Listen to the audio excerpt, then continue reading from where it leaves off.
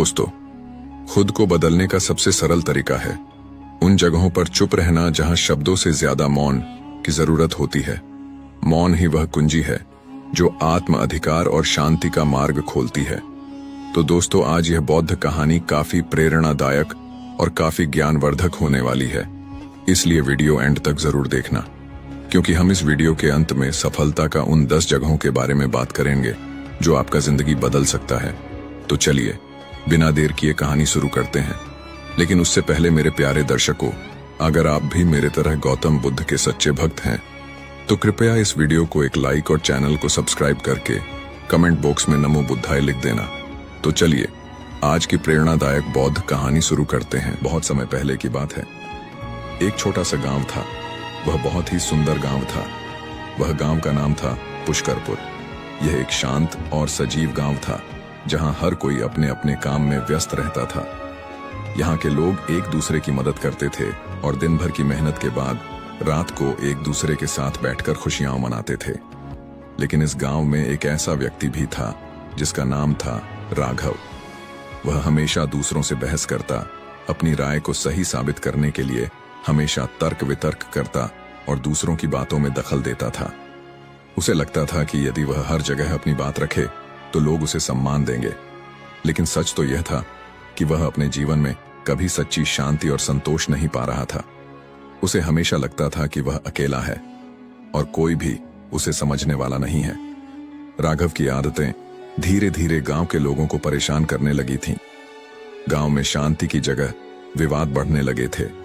हर छोटी बात पर राघव की राय होती थी और वह किसी की बात सुनने को तैयार नहीं था। एक दिन राघव ने सोचा कि शायद उसका जीवन कहीं न कहीं गलत दिशा में जा रहा है। उसे लगा कि उसे कुछ बदलाव करना चाहिए, लेकिन वह जानता था कि बदलाव कहां से शुरू करना है। इस कारण उसने निर्णय लिया कि वह गुरु की खोज करेगा जो उसे सही दिशा दिखा सके। गांव में एक बहुत ही प्रसिद्ध महात्मा थे जिनका नाम गौतम बुद्ध था। वे हमेशा शांत और शालीन रहते थे और उनके साथ रहने वाले लोग उनकी उपदेशों से प्रभावित होते थे। राघव ने सोचा कि वह बुद्ध से मिलकर अपनी जीवन की दिशा बदलने के लिए मार्गदर्शन प्राप्त करेगा। गुरुवार की सुबह राघव बुद्ध के पास पहुंचा। बुद्ध शांत मुद्रा में बैठकर ध्यान कर रहे थे। राघव ने पास जाकर कहा, गुरुजी, मैं अपनी जिंदगी में बदलाव चाहता हूं, लेकिन मुझे नहीं पता कि कहां से शुरू करूं। मुझे लगता है कि मैं हमेशा दूसरों से बहस करता हूं और अपनी बातों को सही साबित करने के लिए झगड़ता रहता हूं। कृपया मुझे मार्गदर्शन दें।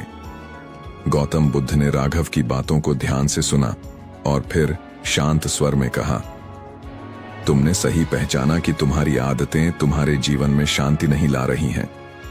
बदलने के लिए सबसे पहले तुम्हें अपनी सोच को बदलने की जरूरत है। बदलने की प्रक्रिया को आसान और प्रभावी बनाने के लिए मैं तुम्हें कुछ सलाह देना चाहता हूं।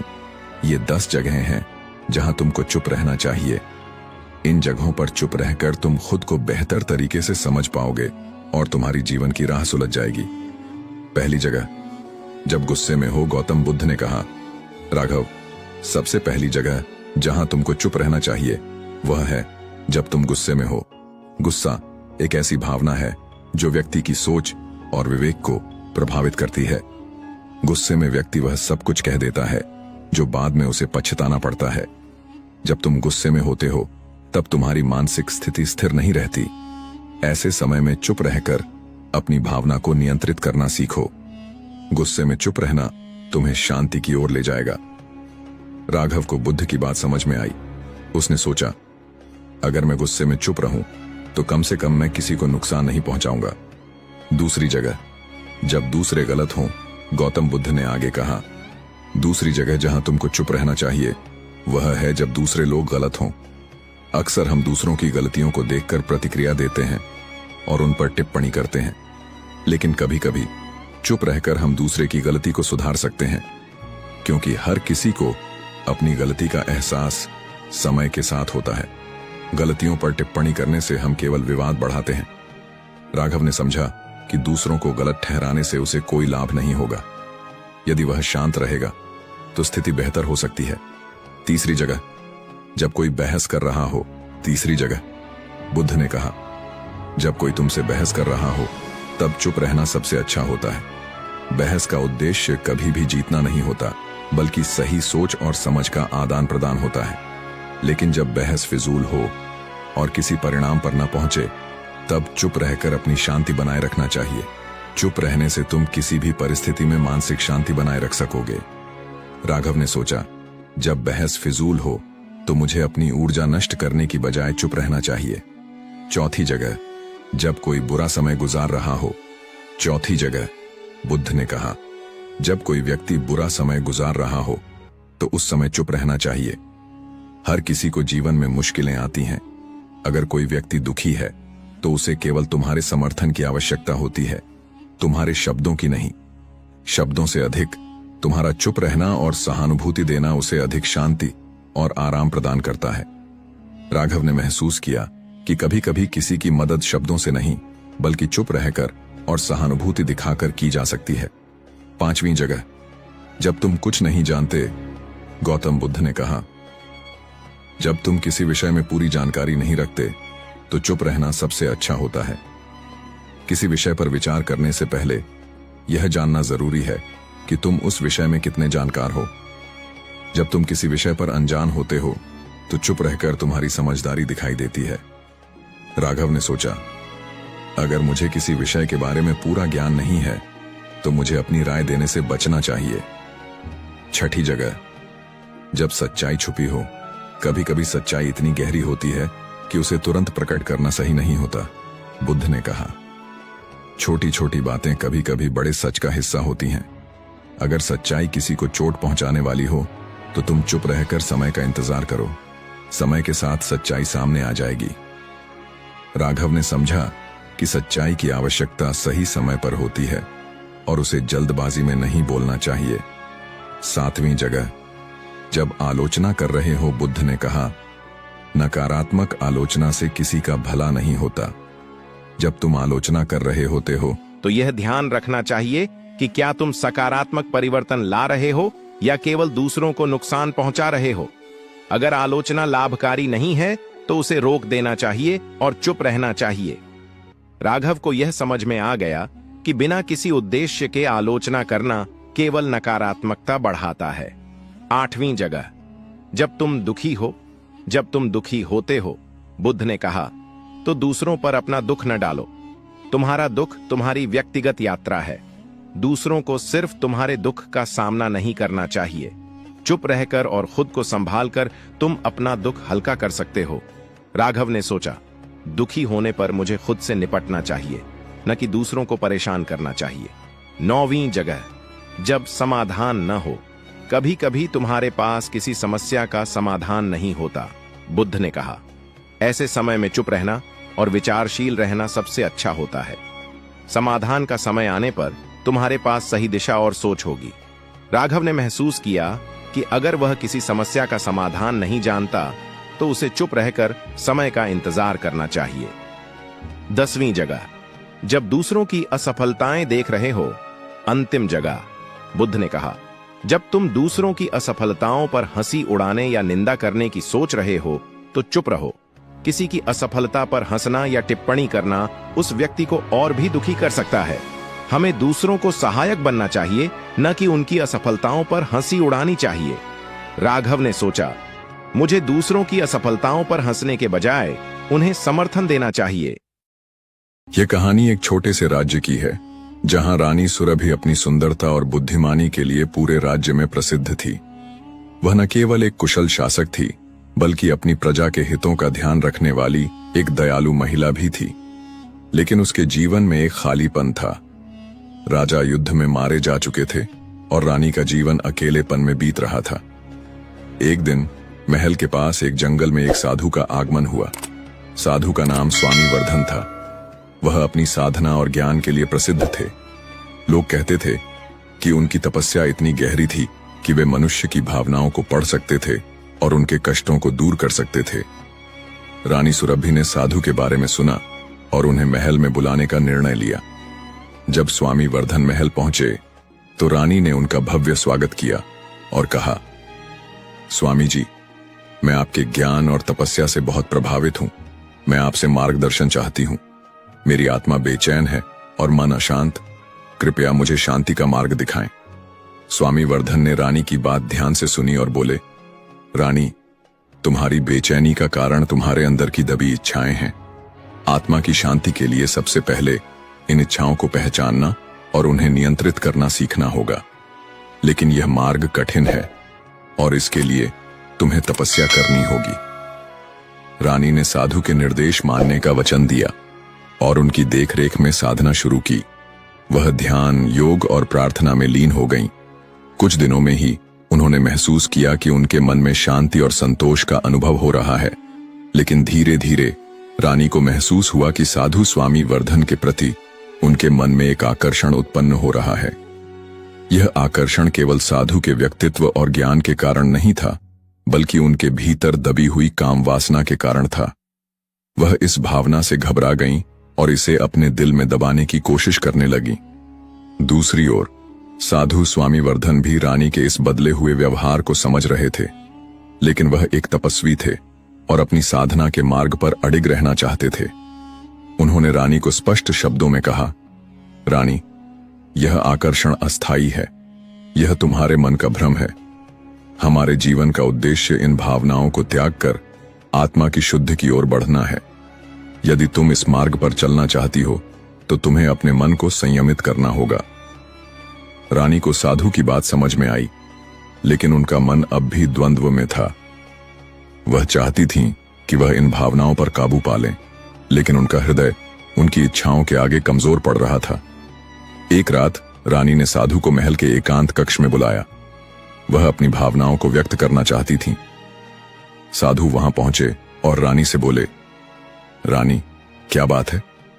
इतनी रात को मुझे क्यों बुलाया?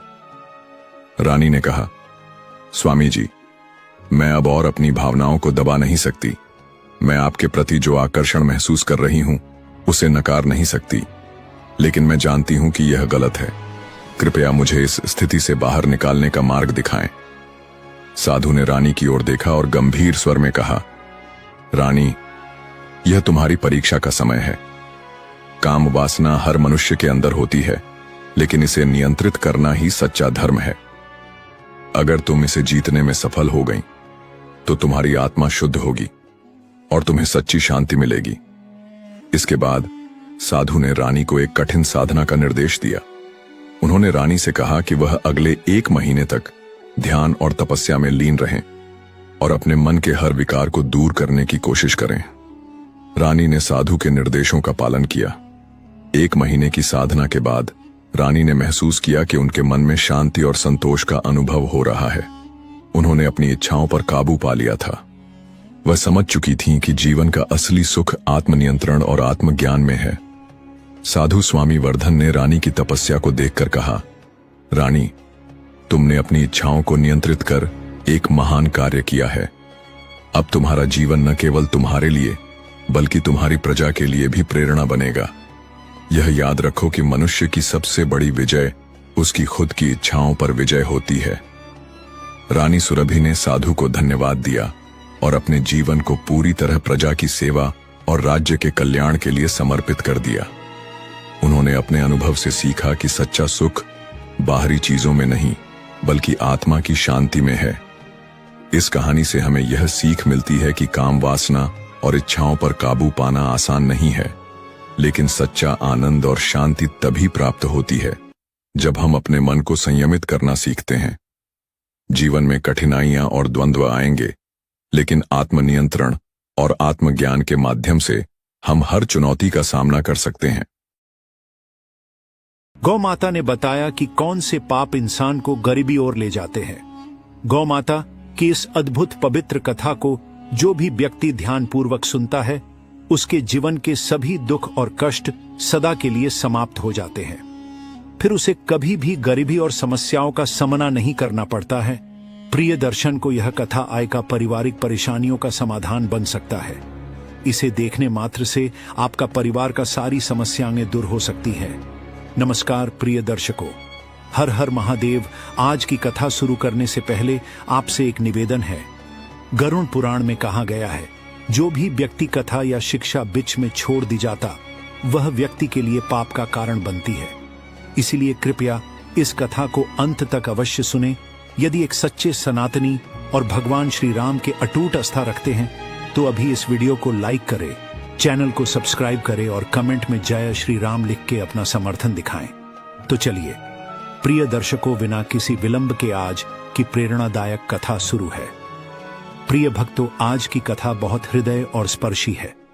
इसमें हम जानेंगे कि गौ माता ने इंसान की कौन से पापों उसकी गरीबी और दुख का कारण बताया है। साथ ही यह भी जानेंगे कि कौन से 3 लोग हैं जिनकी वजह से घर में हमेशा कष्ट और अशांति बनी रहती है। जिस घर में इन 3 लोग हैं जिनकी वजह से घर में हमेशा कष्ट और अशांति बनी रहती है, 3 लोगों का वास वहां मां लक्ष्मी का कभी प्रवेश नहीं होता है। प्रिय भक्तों, बहुत समय पहले एक छोटे से गांव में गौ माता को लोग देवता समान पूजते थे।